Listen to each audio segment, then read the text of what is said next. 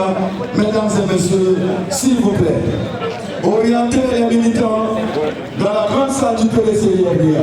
Merci. Conseil technique, un peu dessus.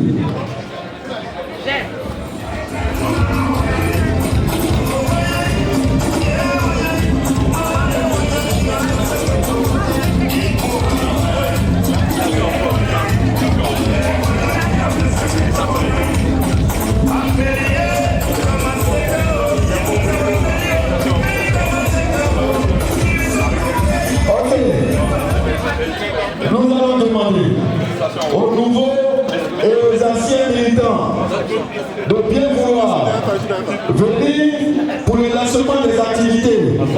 Nous allons faire 10 minutes de stop à tous les stands. Nous allons vous demander de rentrer dans la grande salle afin de faire l'ouverture officielle de notre... Ivoiriens, mes chers compatriotes. Le dernier congrès extraordinaire du PDCIRDA tenu le 22 décembre de cette année à Yamoussoukro a indiqué les priorités du parti pour les années à venir.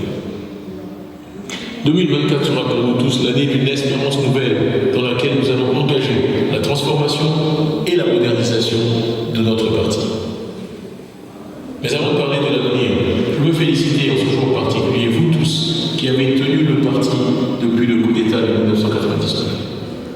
Le PDCI est l'un des rares partis en Afrique qui, 24 ans après avoir perdu le pouvoir, existe encore et est capable de dynamisme, comme l'engouement suscité par la tenue de notre récent congrès en a éloquemment témoigné.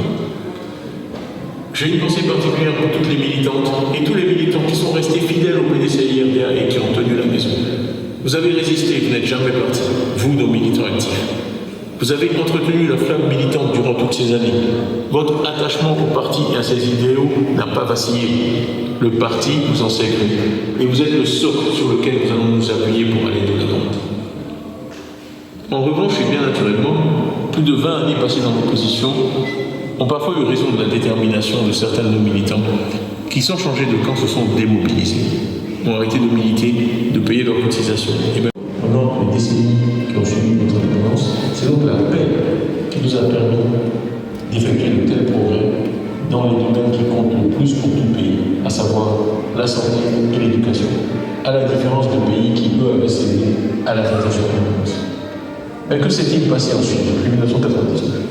À la fin de l'année 2000, en 12 mois seulement, notre pays était passé de la 125e place à la 141e place. Une chute de 16 places, la plus importante jamais enregistrée par notre pays dans son histoire en une seule année. C'est là qu'eut lieu le premier grand décrochage dont nous ne sommes jamais. Après les conflits et la violence qui ont meurtri notre pays pendant la décennie 2000-2010, nous étions en 2010 167e année. Et malgré tous les efforts que nous avons depuis, nous étions encore 166e en 2015, puis 159e en 2022. Je ne citerai pas notre classement en 2023 compte tenu de la polémique que j'ai vu se développer depuis mon discours de Soubré il y a quelques semaines. C'est là franchement une tempête dans un verre d'eau. Ce dont je parle ici se déroule sur des décennies et est trop important pour que je me laisse entraîner dans le débat stérile. Je parle de la vie de chacune et de chacun d'entre nous. C'est un sujet à la fois trop sérieux et trop important pour que je me permette de l'utiliser à des fins bassement politiciennes. Ce que j'essaie de vous dire, c'est que le message de Philippe prend toute sa valeur quand nous suivons l'évolution du développement humain dans notre pays au fil des années.